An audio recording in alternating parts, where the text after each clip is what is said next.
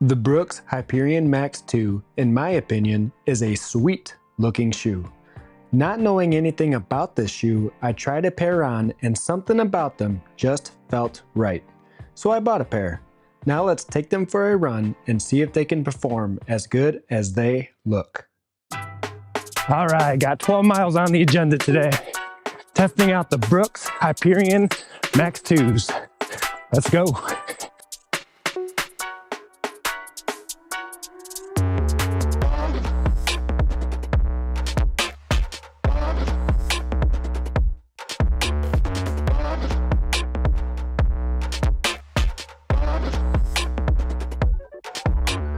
So these first 4 miles are going to be done at an easy pace, kind of like a warm up. But the second 4 miles, I'm going to increase the tempo to see how well these shoes do at around marathon pace. And hopefully by the last 4 miles, I'm going to be feeling gassed because I want to see how well these shoes help carry me to the end.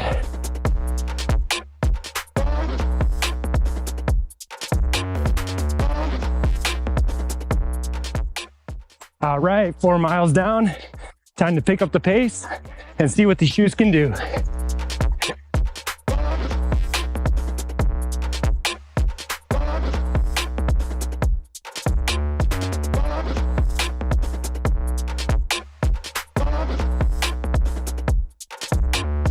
Sometimes you don't realize how windy it is until you start running against the wind. I had the wind on my back that whole first half, and I felt like I was flying. As soon as I turn around, it's like a smack in the face.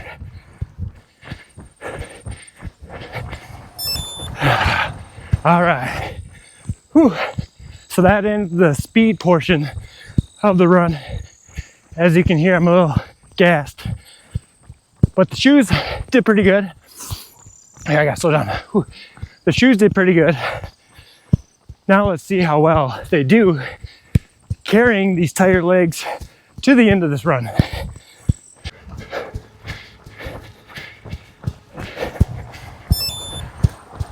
All right, 12 miles down. Shoes held their own pretty well, but now it's time to stretch, head home, and then I'll give you my final thoughts, at least my first impressions of these shoes and how well they did.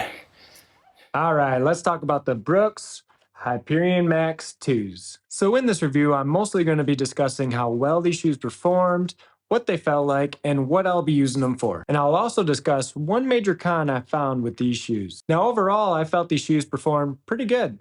Once I found my pace, it literally felt like I was just in cruise control. The rollover in these shoes is phenomenal, and it was quite easy to pick up my pace as well. It does have a plastic plate and a pretty nice rocker. Now when I first heard the name Hyperion Max, with an emphasis on max, I thought these were going to be a max cushion shoe. And to my surprise, they're not. Which isn't a bad thing, just not what I was expecting. These feel much more aggressive and firm. They have enough cushion to provide some comfort, but certainly not for someone who's looking for a max cushion shoe. Now, what will I be wearing these shoes for? Honestly, I'm not entirely sure. And that's my big con for these shoes. These shoes sort of have an identity crisis. They're really not cushioned enough to make a great long run or recovery run day shoe.